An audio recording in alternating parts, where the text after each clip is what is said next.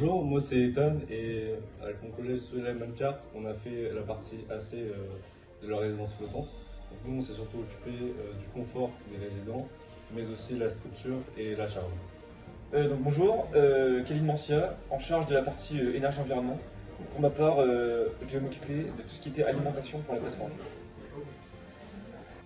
Donc Livio Bucher, moi je représente l'innovation technologique et éco-conception, e-tech en fait dans ce projet, et nous devions assurer la flottaison des plateformes.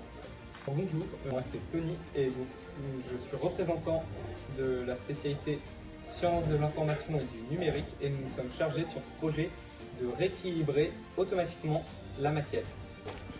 Bonjour, je m'appelle Clément Billotte, je fais partie de la spécialité SIM de STI2D et ma partie c'était de convertir les angles donnés en pourcentage et de coder des capteurs ultra.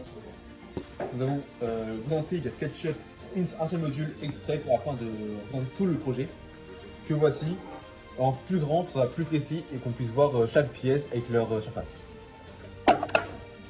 Nous avons aussi fait en plus petite échelle pour mieux montrer tout l'assemblage, la résidence. Donc là on peut voir du coup, que c'est situé sur la mer.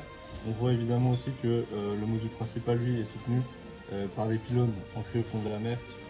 Donc chaque bâtiment est connecté à l'élo central par des passerelles qui sont flexibles pour pouvoir régler le problème de la houle. Moi j'ai dû récupérer de l'énergie avec donc les pylônes centraux.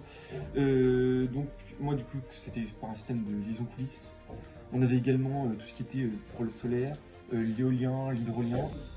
Et donc plus particulièrement pour mon système holomoteur, on devait réussir à créer de l'énergie avec de la pression hydraulique, avec un système de pression hydraulique, pardon.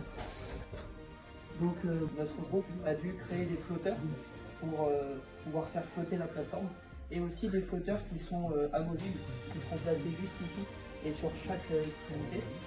Et en fait, le but de ces flotteurs, c'est de pouvoir instantanément casser la houle qu'il pourrait y avoir sous les plateformes. Donc ici, nous sommes chargés de tout ce qui est partie informatique. Elle s'ouvre en dessous de la maison. Donc notre but était de contrôler 4 pompes qui permettaient de remplir ou vider des cuves pour rééquilibrer avec différents niveaux d'eau la plateforme. Donc nous nous servons d'un accéléromètre qui permet d'avoir l'inclinaison de la plateforme pour pouvoir ensuite la corriger automatiquement.